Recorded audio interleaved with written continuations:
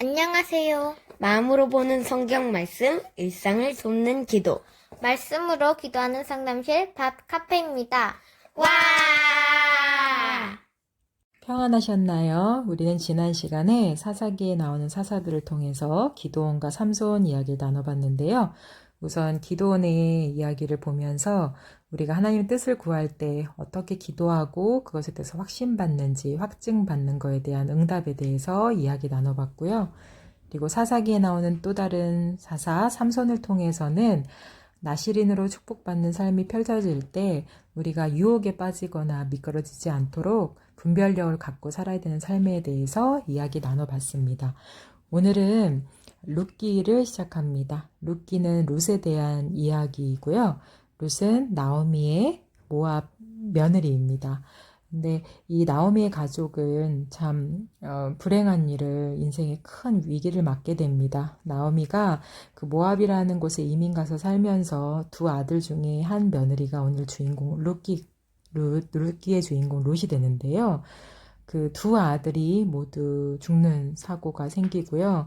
그리고 또 남편까지 잃어버려서 나오미에게는 정말 인생에서 그동안 읽어왔던 모든 것이 한순간에 날아가는, 그리고 상실감 중에서 사실 사랑하는 사람을 잃는 스트레스가 제일 크다고 해요. 인간의 삶 속에서.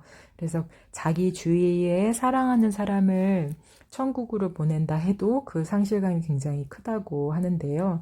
그래서 그 세 명이나 자기 앞서 그 죽음을 보았을 때 이 나오미의 삶은 과연 어떠했을까 정말 상상하기조차 어렵습니다. 그리고 또 룻기는 나오미의 며느리였기 때문에 그 나오미의 자녀 아들 중에 한 명의 며느리였잖아요. 룻은 또 똑같이 남편을 잃은 삶, 시어머님은 남편과 자녀도 잃었고요. 이 며느리는 남편을 잃은 삶. 어떻게 보면 둘이 한순간에 위기를 같이 겪어내면서 이렇게 정말 나오미와 룻은 정말 위기를 같이 끌어나오는 그런 힘이 서로에게 되지 않았을까라는 생각이 듭니다. 이 나오미와 룻을 봐도 인생에서 누구나 이런 경험을 하진 않잖아요. 참 어렵고 힘든 터널을 지나야 되는 인생의 순간들이 있습니다. 여러분들도 정말 희망이 없다고 느껴지는 순간이 있으셨겠죠. 그리고 절망 가운데 정말 위기가 닥쳐본 적도 있으셨을 겁니다.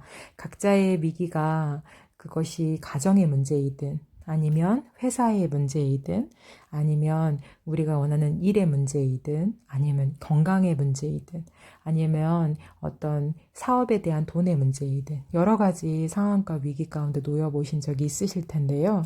인생에서 누구나 크고 작고 이런 차이는 있지만 개인이 지어갈 때는 개인의 무게가 가장 높은 것이기 때문에 이 터널을 지날 때는 정말 하나님이 너무나 필요합니다.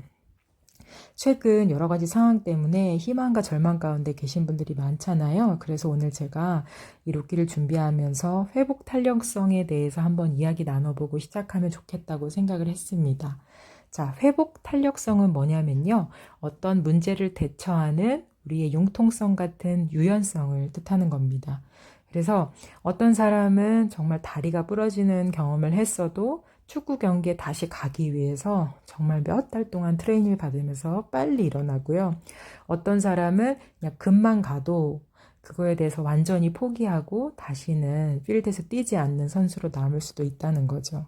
그래서 누구나 고통의 크기에 대해서 이 결과가 비례하는 것은 아닙니다. 회복 탄력성이라는 것은 우리가 어떻게 더 세고 더 진한 고난 가운데 들어가더라도 그것이 하나님을 신뢰하고 믿는 것이든 아니면 자신이 정말 최선을 다해서 그걸 이겨내기 위한 다른 노력을 갖더라도 반드시 빨리 회복하고 빨리 제자리를 찾아갈 수 있도록 자기 자신이 그런 유연함과 그런 힘들을 회복하는 것을 바로 회복 탄력성이라고 합니다. 그래서 대부분 성공하신 분들을 보면 링컨도 마찬가지죠. 이런 분들을 보면 정말 많은 실패를 남들보다 훨씬 많이 겪지만 남들보다 또 훨씬 빨리 회복해서 다시 또 도전하고 다시 또 도전하는 그런 용기, 그런 믿음, 그런 삶을 보여줘서 결국에는 정말 결국에는 승리하는 것을 사람들한테 보여줘서 이렇게 10번 넘어져도 다시 일어날 수 있구나라는 사람들한테 굉장한 도전과 용기를 줍니다.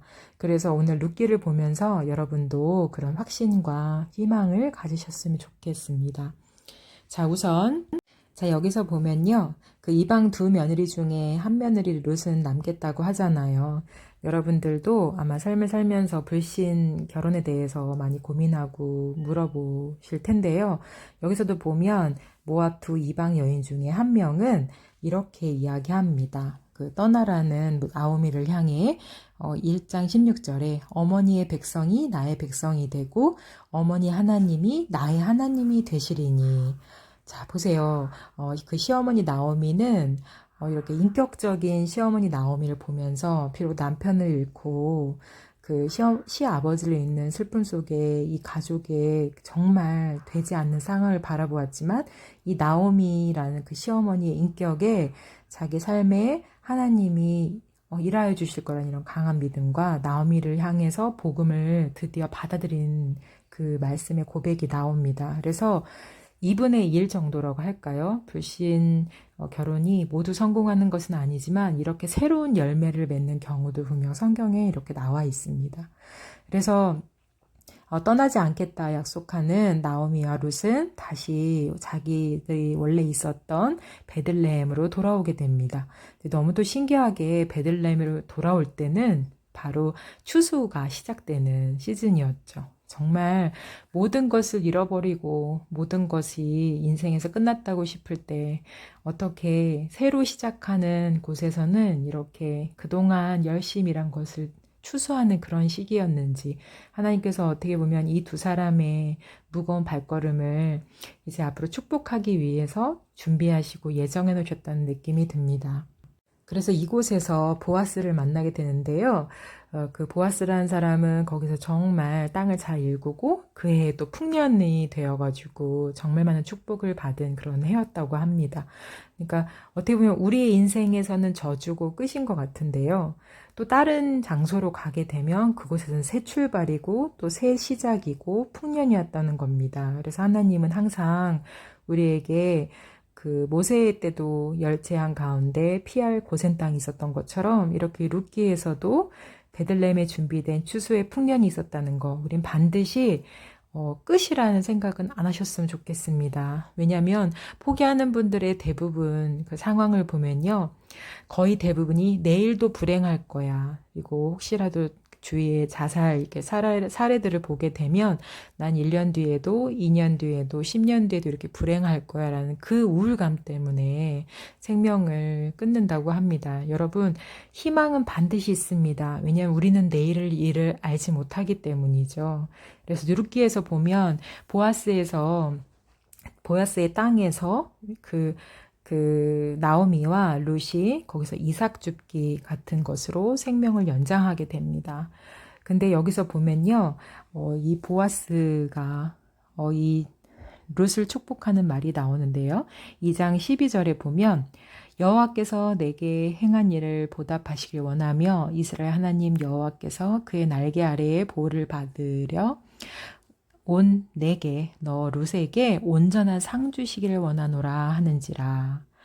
와, 너무 멋있죠? 이렇게 작은 자에게 이렇게 아파서 이렇게 시어머니를 봉양하고 돌아온 이 룻에게 보아스는 정말 친절한 말로 하나님이 너의 상황을 보고 보호하시고 상 주시길 바란다 라고 축복해 줍니다. 그에 따라서 또 룻은 이렇게 대답합니다. 룻이 이르되 내 주여 내가 당신께 은혜 있기를 원하나이다. 난 당신의 하녀 중에 하나와도 같지 못하오나 당신이 하녀를 위로하시고 마음을 기쁘게 하는 말씀을 하셨나이다 하니라. 또 룻의 이런 축복에 또 정말 겸허히 겸손히 자신을 이렇게 비추면서 감사하다고 그렇게 마음을 위로하시면서 나를 기쁘게 해주셔서 감사합니다 라고 표현합니다. 두 사람의 말들이 참 아름답죠.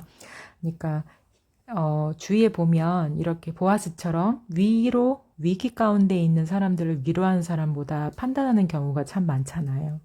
그리고 또 그것에 대해서 판단을 받으면 굉장히 또 분노하고 이렇게 표출하는 사람도 있는데 이 사람은 고난당한 자에 대해서 오히려 축복해 줬고요. 보아스는. 그리고 또 자기 자신을 낮추면서 또 그런 기쁜 말씀 해주셔서 감사합니다 라고 표현하는 이 두 사람의 대화가 참 아름답습니다. 자, 그리고 이제 이렇게 보아스의 은혜를 받아서 이삭 줍기를 해서 나오미와 함께 잘 지내고 있었는데요. 3장 후반에 가면 시어머님께서 이 보아스가 기업 물을 자에 속해 있는 것을 보고 타작마당에 들어가서 보아스에게 연을 맺도록 도와줍니다. 그래서 이 3장 14절에 가면 10절에 가면요. 내가 가난하건 부하건 젊은 자를 따르지 아니하였으니 내가 베푸니 내가 처음보다 나중이 더하도다 하면서 이 룻을 현숙한 여인이라고 칭하면서 그 룻을 받아들인 예스라고 대답합니다. 결국 보아스는 룻의 기업 이을자로 선택받게 되고요. 그래서 둘은 정말 하나님의 축복을 받으면서 결혼을 하게 됩니다. 그래서 이스라엘 중에 정말 유명하게 되는 축복, 무엇보다 다윗과 이세, 그리고 예수님의 조상이 되는 엄청난 영광을 받게 되는 그 룻과 보아스의 자녀가 오벳이 태어납니다. 자, 정말 상상이나 할 수 있으신가요? 이렇게 하나님은 우리가 생각하는 모든 것에서 포기한 그 자리에서 하나님이 새로운 삶을 다시 짜주십니다. 이렇게 정말 삶을 연장하는 것만 해도, 삶을 살아가는 것만 해도 정말 감사한 시기에 이렇게 우리가 예상하고 느낄 수 없는 축복까지 준비해 주시고 넘치게 주시는 걸 보면서 여러분 희망을 가지시고 언제나 하나님 앞에 기도하시기 바랍니다. 힘을 내세요. 자, 함께 기도하는 시간 갖겠습니다.